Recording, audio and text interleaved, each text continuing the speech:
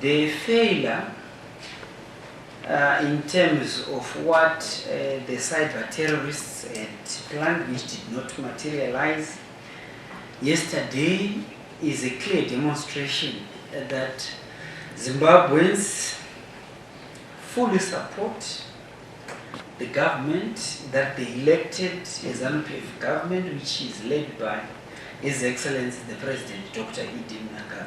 And we still fully appreciate the peace and tranquility that continues to exist in our country. Yes, these cyber terrorists were led by one, Mr. Geza, who is a liberation war mistake with a lot of delusional hallucinations, in that he actually believed that he could create an uprising in our country, which is a clear misdirection of ambition. And you are here, you can witness that the peace and tranquility continues to exist in our country. Zimbabweans have a shared responsibility in order to achieve Vision 2030, which Vision 2030 seeks to achieve an upper middle income society by the year 2030. We are past that insightful alarmist who is delusional, but of course the security sector is closing in order to deal with the treasonous nature of his activities.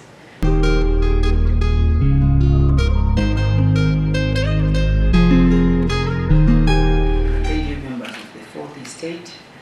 Today, the 1st of April 2025, His Excellency the President, Dr. Nanga, chaired the 8th Cabinet meeting, and the following issues, among others, were considered and approved. Cabinet received an update on the preparations for the 2025 Independence Day celebrations and the Children's Party. Preparations for the 45th Independence Anniversary and the 2025 Children's Party have gathered momentum, and the nation is geared up for the celebrations. The main celebrations will be held on the 18th of April 2025 at Nembudzia Growth Point in Gokwe North District, the Midlands Province, whilst the Children's Party will be hosted by the First Family at Nyamuroro High School on the 17th of April 2025, also in the Midlands Province. Contractors have accelerated works at the main arena, the Gokwe North Open Grounds, and key progress has been achieved in lawn planting, terracing, the construction of changing rooms, floodlights installation, and the construction of ablution facilities. The venue for the Children's Party at Nyamuroro High School is undergoing vast transformation through the construction of 2 ablution facilities and 2 student hostels in terms of the main infrastructure, as in the blocks, both of which are almost complete. Regarding works at Nembudzia Government High School, the Gala site, construction of 1 ablution block, 2 classroom blocks, a domestic science laboratory and senior science laboratory have reached wall plate level, with roof installation being the next phase. Regarding the road rehabilitation of legacy projects, the government of Zimbabwe has adopted short and long-term plans for the Midlands Province in general and Gokwe districts in particular. Long-term interventions include the ongoing rehabilitation of roads and related infrastructure under the Emergency Road Rehabilitation Program. The short-term interventions include the regraveling and surfacing of major feeder roads to and from Nembudzia Growth Point for completion prior to the 17th of April 2025. A cumulative total of 129 bores have been drilled in Gokwe districts, with 7 bores having been drilled at the venue site. A total water storage capacity of 60,000 litres has been set aside for drinking water during the celebrations. Concerning health and wellness, the following services, among others, have been mobilized for the celebrations. 10 emergency health management service teams and infrastructure, 10 ambulances, an air ambulance and emergency kits modality, a VIP ward, isolation center, and 16 telemedicine centers have been established. The construction of a mortuary and extension of a ward are already underway at Nembudzia Hospital. The 2025 Independence Flame route will pass through various centers in Mberengwa, Gweru, Kwekwe, and Skombela detention camp in Gokwe district until it reaches Nembudzia Growth Point. The Independence Flame will reach Mtapawo on the 10th of April 2025, where it will be lit by the Honorable Vice President, Dr. CGDN Chiwenga. Thereafter, it will proceed through all the Midlands districts until it reaches Skombela, which is a former restriction camp, on the 17th of April 2025, where it will be received by the Honorable Vice President, retired Colonel KCD Mohadi. It will then proceed to its final destination at Nembudzia Growth Point. A total of 132 graves across hero shrines in the Midlands province are being adorned with concrete slabs, while the construction of a field museum at former Skombela restriction camp will be completed prior to the 17th of April 2025. Other places of the liberation struggle in terms of significance, such as Konmara and Mtapawo, have already received a facelift in terms of refurbishment. Eva Shangwe Cultural Village Legacy Project will be established in Gokwe North District in Nembudzia at the Growth Point for the 46th Independence celebrations. Cabinet considered and approved the Zimbabwe media policy.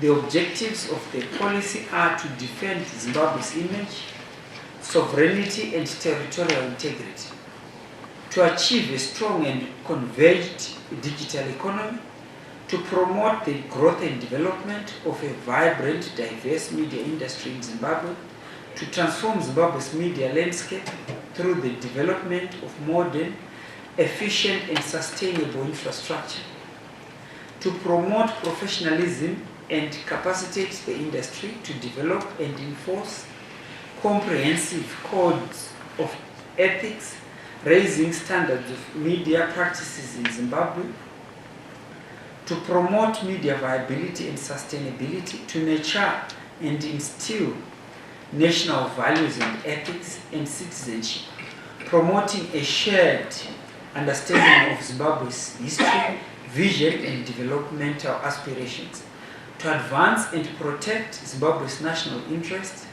promoting the country's social, economic, cultural, and political well-being, to assert and maintain Zimbabwe's media sovereignty, ensuring the country's independence and the right to self-determination is well taken care of in terms of national philosophy, in terms of production, dissemination, and regulation of media content, in order to foster a linguistically inclusive media landscape in Zimbabwe, where all officially recognized languages are valued, promoted, and utilized to reach diverse audiences and communities, and to govern the whole sector, including internet-based broadcasting.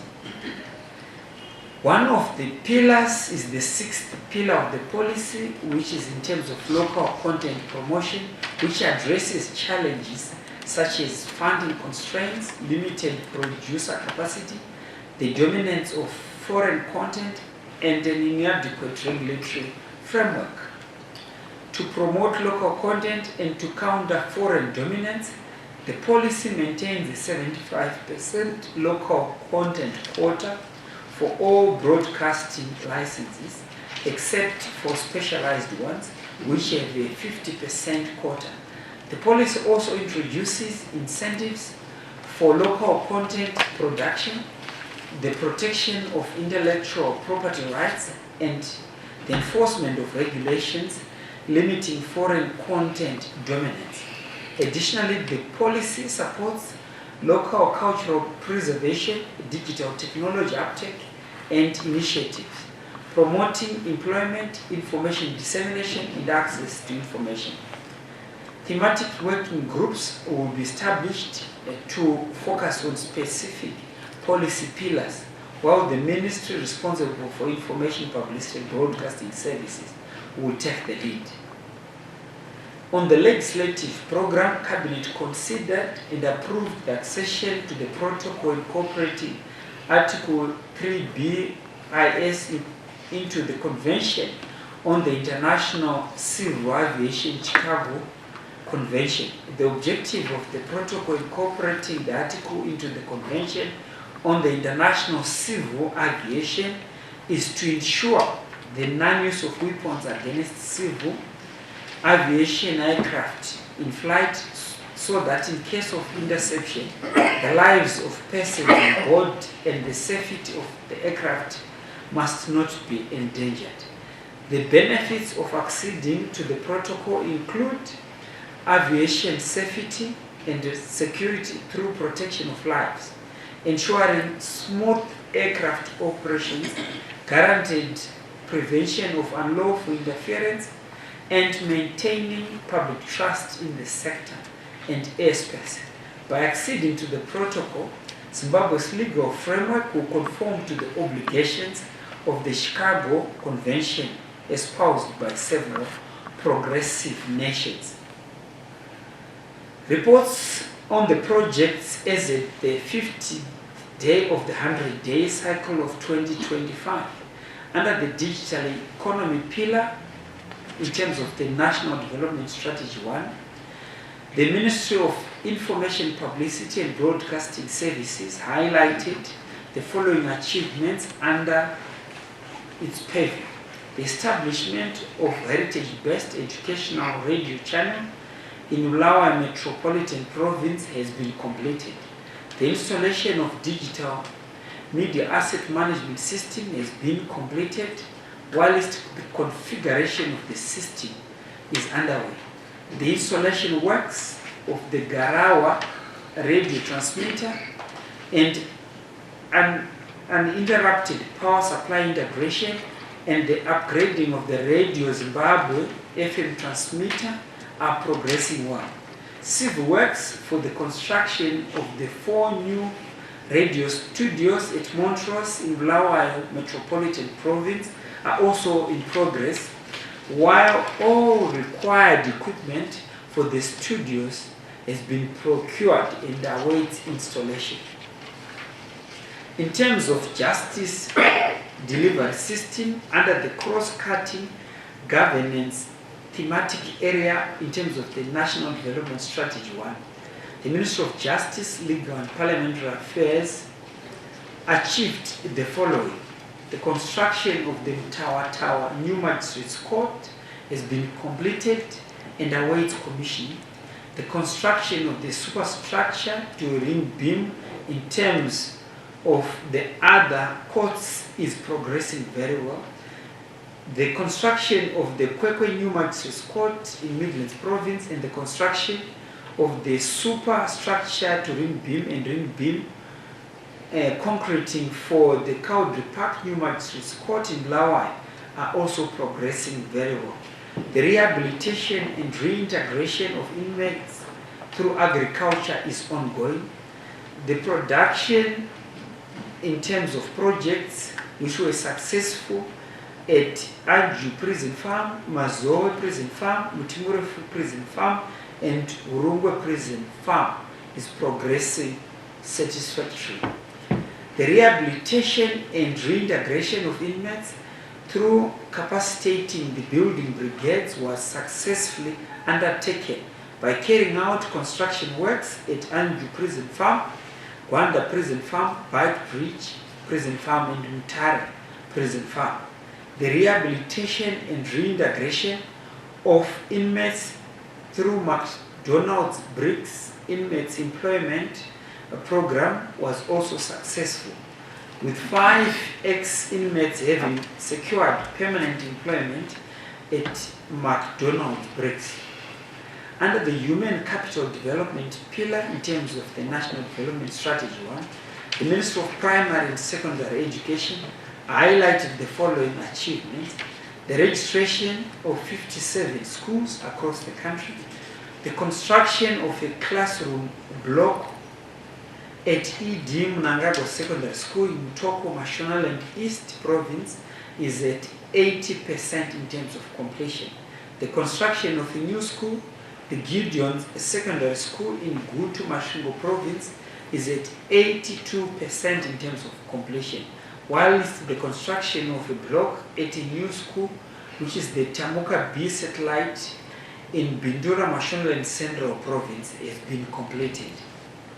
The construction of 10 classroom double-story blocks, including a computer laboratory at Harare High School in Mbare, Harare Metropolitan Province, has been completed, whilst the construction of a double-story and computer laboratory at Gangarawe Primary School in Urungwe, Mashonaland West Province is ongoing.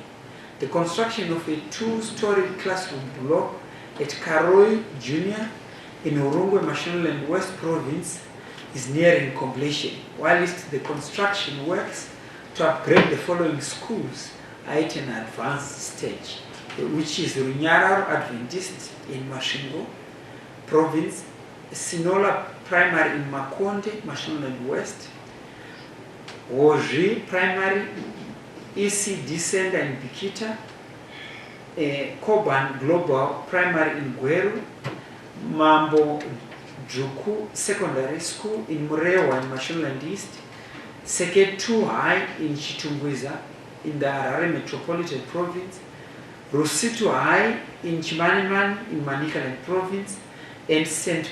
Paul's High in Gokwe South, the Midlands Province.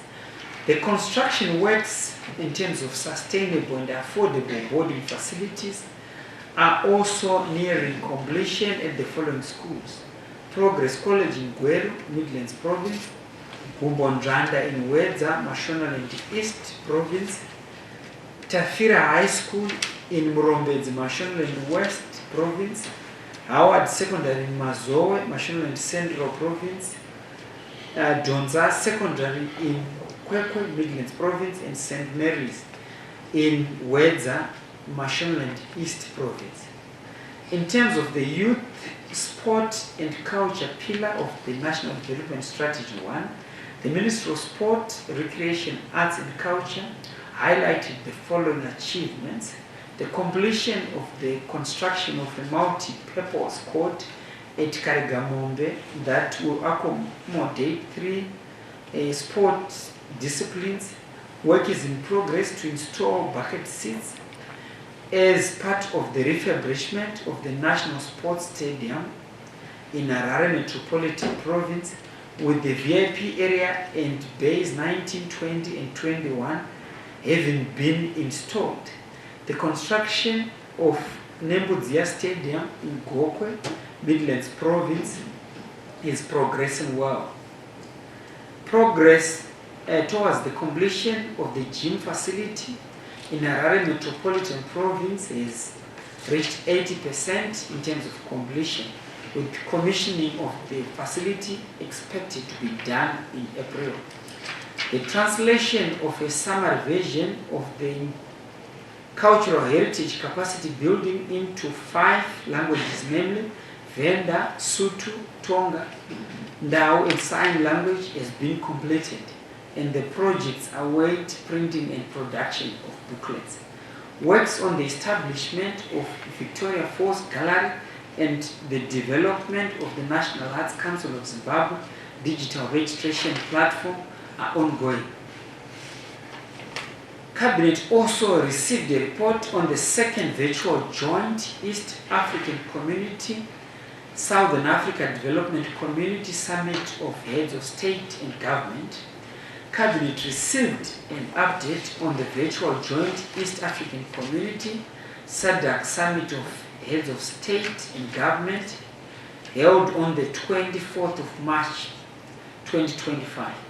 The joint summit was co-chaired by His Excellency the President of the Republic of Zimbabwe, who is also the Chairman of SADC, Dr. Idi Mnangagwa, and His Excellency Dr. William Ruto, President of the Republic of Kenya, and the Chairperson of the East African Community.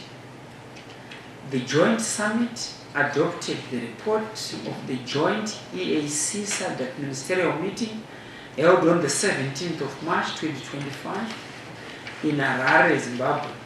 The report contained, among others, a detailed roadmap outlining the short-term, medium, and long-term activities to be jointly implemented for the establishment of sustainable peace in the Eastern Democratic Republic of Congo. The joint summit suggested the following 5 facilitators to lead the mediation process to find lasting peace in the Eastern Democratic Republic of Congo. His Excellency Uhuru Kenyatta, who is the former president of Kenya, also former president of the Republic of South Africa, former president Halim Mohlande,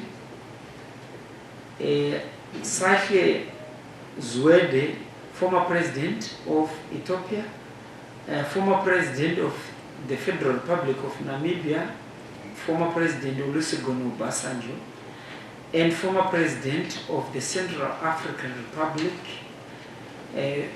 Catherine Panza. Cabinet noted and appreciated the peace and tranquility that continues to exist in our country after Zimbabweans rejected the illegal cyber terrorists' attempts to disrupt development. We fully appreciate Zimbabweans' support for the government led by His Excellency the President Dr. Idi Mnangagwa, because the illegal activities did not materialize. All Zimbabweans chose development or by cabinet in terms of the first integrated media policy in our country, which has got a very clear vision and mission. But what is of great importance is that this policy will run for 5 years, from 2025 to 2030. That's the time frame I'm sure that you wanted to know about. Then it has got the policy objectives, which is also seeks to professionalize the media industry. But 6 critical pillars, which are very important for the media industry, which is the digital transformation, which you also highlighted. That in terms of the law, the broadcasting services amendment that are going through parliamentary processes currently, we've also factored in internet-based broadcasting services, also including podcasts in terms of the governance architecture. Because the media industry is transformed totally from the print media industry with a daily circulation of more than 100,000 for the entire sector on a daily basis, now to less than 5,000 copies in terms of circulation for the whole media industry. So what we seek to do is to identify one of the key pillars, which is the digital transformation of the media industry, in order to ensure that it becomes sustainable, and it also aligns with the current trends. Then the other pillar is the media development and capacity building, which is also taken care of in terms of the amendments that we are implementing in terms of the Zimbabwe Media Commission Act, which seeks to capacitate media practitioners with the requisite skills, with the ethics and the ethos of the industry in terms of the codes of conduct. So that is already taking place in terms of human capital development. And at the same time, the other pillar is the economic sustainability pillar, which is very key, as you highlighted, that the media, the legacy media, needs to totally transform. In that, we need to work together with stakeholders and big tech companies in order for us to be able to monetize our content in Zimbabwe, both for the media industry and also for the content creators, in order to ensure that there is sustainability. So we believe that if we implement these 6 pillars, we are in a position to be able to achieve media sovereignty for us as a country. For media sovereignty is very key in terms of nation building. We also have the access to information, which is also supported by the Freedom of Information Act and also Section 61 and Section 62 of the Constitution in terms of freedom of information and also the freedom of the media, and also the support that is guaranteed in terms of the constitutional obligation in terms of access to information to all government structures. Then of great importance also is the local content promotion. The media also represents, the media is a mirror to our society about what actually takes place in our country. So the local content pillar will take care of all the content that is generated in our country. It will also take care of the monetization of the content and also heritage-based broadcasting services and also the inclusivity. So the policy implementation modality, obviously His Excellency the President, Dr. Idi Mnangagwa, officially launched this policy. But the implementation is now. We also have an implementation framework which includes an interministerial committee which will be able to superintend over the coordination of the policy. So the policy implementation is now, since it's approved. So the steps, the rest of the steps will take place as we journey towards an upper middle-income society with an informed, knowledgeable society which contributes to nation building. So I'm sure I've responded to your question that the policy implementation is now. Then the second issue about the National Sports Stadium, we have highlighted that the gym facilities have been finalized. This is part of the National Sports Stadium capacitation in terms of equipment and also in terms of the refurbishment that has been taking place at the National Sports Stadium. We've also highlighted that the installation is ongoing with block 19, 20 and 21 having been completed. This is progress that has been registered in terms of the Ministry of Sports. And at the same time, I want to assure you that before year end, we believe that this stadium will have been completed in terms of the renovations that are taking place, including the bucket seats that are ongoing in terms of installation. And we'll be in a position as a country to be able to have our games in Zimbabwe. Thank you very much, Honorable Chair. And I wish to thank Wallace for the question. As you know that the EAC, the East African Community and SADC are embarking on an innovative process where for the first time 2 regional blocks are meeting to make sure that there is peace in the eastern part of the DRC, and the process has been acknowledged and upheld by the African Union. The process has been acknowledged and upheld by the UN Security Council. So we are at the stage now where there is appointment of facilitators to move forward the process of facilitation among the state and non-state actors who are involved or who are basically have a share in the conflict in the eastern part of the DRC.